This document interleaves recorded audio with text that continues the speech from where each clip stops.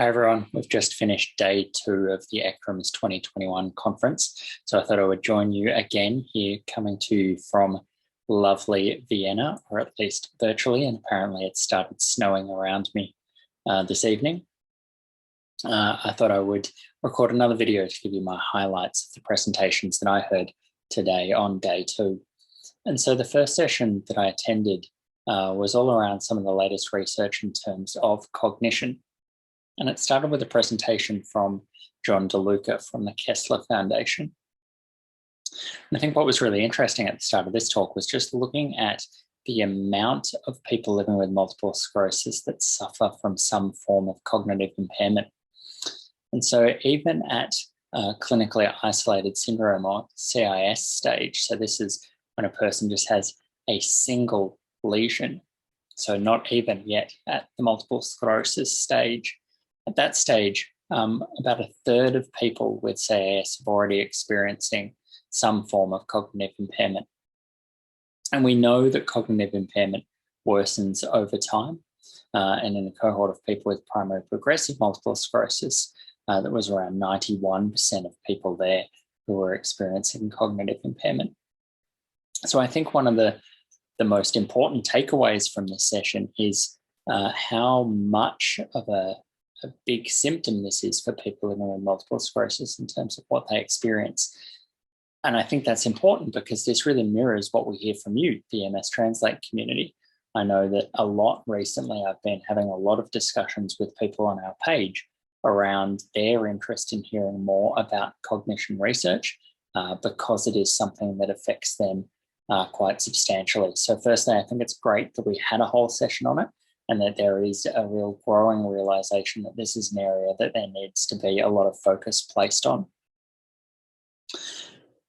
So while that was looking and showing that this is a really big problem for people living with multiple sclerosis, what I would say on a positive side is that John DeLuca did also talk about cognitive rehabilitation. And from his work and his analysis of other work that's been done in the area, he does think that cognitive rehabilitation is something that's shown consistent beneficial effects for treating cognitive impairment in people living with multiple sclerosis. He went on and talked about a couple of other areas that may also be able to improve cognitive impairment in people living with multiple sclerosis. And one of those was exercise, though he did comment that in terms of the studies that have been done to this stage, looking at whether exercise may be able to have a beneficial effect in terms of helping to manage cognitive impairment in people living with multiple sclerosis, he thought that the quality of those studies wasn't fantastic. And so at this stage, we can't really make any definitive or conclusive statements about whether exercise may have a beneficial impact in this area. He certainly thinks there is potential for that to happen, and so he wants to see more work being done, but just some better quality studies being performed on that. In terms of pharmacological approaches to treat cognitive impairment in people living with multiple sclerosis, essentially at this stage, there are no approved treatments that have that sort of benefit. In the same session, there was then a presentation by Stefano Zaccardi from the University of Verona, and he was looking at the presence of cortical lesions at diagnosis, so lesions in a specific part of the brain at diagnosis, and seeing whether or not the presence or absence of those lesions impacted on cognitive impairment at a 20-year follow-up, so obviously substantially later in the disease course.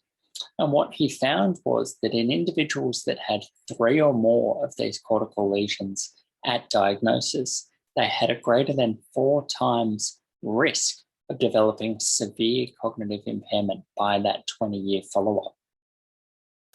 So why is that important? Well, it means that if this is a potential predictor for severe cognitive impairment later on in the disease course for people living with multiple sclerosis, then it may mean that we're able to treat them earlier and provide earlier interventions to hopefully improve those long-term cognitive outcomes. So I think that's a really interesting study that we'll look to see where that research develops in the future. The next topics that I want to talk about are actually topics that we've talked about before and probably talked about from previous ECTRIMS meetings as well, but probably in terms of this meeting, they're coming back with a stronger message. And so one of those was around smoking. So there was a presentation using the MS UK register, and really just reaffirming what we've seen before, but really hammering home that evidence, showing that in people living with MS, smoking worsens disease progression and increases the risk of developing anxiety and depression. And so the take-home message from this is very, very clear. For people living with multiple sclerosis, they should be stopping smoking now. There are benefits that can be gained. It is never too late to stop smoking to gain those benefits. And that was a really clear message that came across at the conference.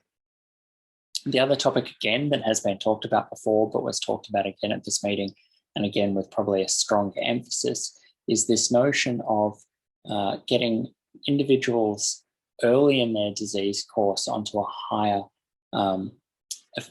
highly effective therapy has improved long-term outcomes. And so in terms of that, a couple of questions were asked around, while that's all well and good, do we need to be holding back a highly effective therapy just in case this individual fails other therapies so that we always have something to fall back on? And the consensus of the panel who was discussing this was that no, they didn't see that that was something necessary that needed to be done. And in terms of one person on the panel was asked, so do you think this is something that all people with MS should be doing? Should they be starting on a really highly effective therapy rather than starting lower and then maybe escalating up? And her response was that while not all people living with multiple sclerosis will require this approach, she certainly would be recommending it for most people. So it'll be interesting to see how that sort of paradigm shift, because this is quite a shift from the traditional way of using treatments in multiple sclerosis, to see whether that becomes more commonplace. The next session that I attended was all around genetics in multiple sclerosis, and it started with a presentation from Chris Katsapis from the Yale School of Medicine. And so he's part of the International Multiple Sclerosis Genetics Consortium, or IMSGC, quite a tongue twister. And so he presented some of their most recent findings on this that were published over the last couple of years. And in that, they're now up to having identified 233 different gene variants that have an impact on the risk of developing multiple sclerosis. Now, all of these have contribute different amounts of risk. Some are quite a small change in risk of developing multiple sclerosis, and some, like we know, in terms of the HLA molecules or the MHC molecules that present little peptides to the immune system, they contribute a much larger risk. And so we now have 233 different genetic risk factors. However, interestingly, even with those 233, their estimation is that those 233 only explain about 25% of the risk, genetic risk, that we know exists in multiple sclerosis. So there is still a lot that we need to find in that area. And so in terms of genetics, he made a couple of quite big statements around it. Firstly, he said that he was pretty sure that he never thought genetics was going to be able to be used to predict whether or not someone will develop multiple sclerosis. And that's probably not surprising, because we know that multiple sclerosis is not a genetic disease, certainly not a neat traditional genetic disease. There are definitely environmental factors that also come into play. But so even though we may not be able to use it to predict whether or not someone will develop multiple sclerosis, he did think that we will be able to use it to identify individuals that may be at a high risk of developing multiple sclerosis.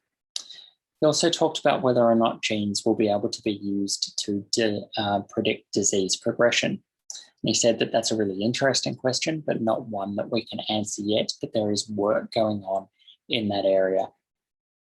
So again, we will continue to monitor that, and anything that comes out in that area we'll be able to provide updates on. Also in that area, in the genetics session, we had a talk from Maria Pia Campagna from Monash University here in Australia, and she was talking about some epigenetics. Now, Epigenetics, not to go into too much detail with it, but epigenetics is essentially where you don't have a change in the gene sequence, like we just talked about with some of these gene variants, but instead there can be changes that can affect the way that these genes are expressed. And so one process that can do that is known as methylation. And so in this study that Maria was doing, she found that whole blood methylation, so just looking at methylation in its sample blood from people living with MS, was associated with disease severity. But interestingly, they could also use whole blood methylation to predict disease severity in their cohort. Now, she did make a point of saying that this really needs to be replicated in an independent group of people to see whether or not they can find the same results, particularly in terms of that ability to predict disease severity using this methylation. If it does turn out to be accurate and something that they can replicate, again, this will be really interesting because it may be able to identify individuals where we can go in and do some early intervention, having an understanding that they may be going to have a higher disease severity later in life. Now, the last session that I attended went through some trial outcomes of some new potential therapies, and of particular interest because it's a topic that we've talked about before on MS Translate, and I know that people are very interested in it. Jeffrey Cohen from the Cleveland Clinic talked about a phase 2 trial where they looked at the use of autologous, so these were cells coming from the individual and being put back into that same individual, autologous bone marrow-derived mesenchymal stem cells. Now, we've talked about mesenchymal stem cells before as ones that maybe can be involved in actually repairing some of the damage in multiple sclerosis. Now, importantly, and again, we talked about this in my day 1 video, but this phase 2 trial was specifically looking at the use of these stem cells in people with progressive multiple sclerosis. So they included both secondary progressive MS and primary progressive MS. Now, this was quite a small trial at this stage. There was just over 20 people who participated. But what they found was, firstly, the treatment was well tolerated, so it was a relatively safe treatment.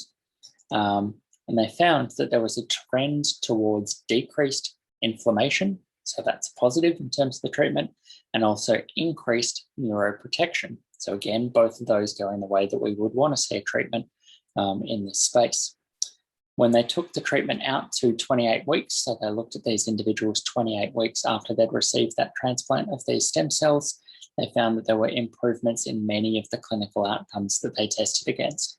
So again, this is only a phase 2 trial. There's much more work that needs to be done in this area, but this is quite exciting research using stem cells, mesenchymal stem cells, which are quite cutting edge and quite new in the multiple sclerosis space, but of particular importance, looking at it in terms of people living with progressive MS, which, as we said yesterday, is certainly an area where there is a real need for new treatments to become available. Sorry, I'm going to get through this. It's, again, about 4:15 in the morning here in Melbourne, but we're just almost done with the last little update.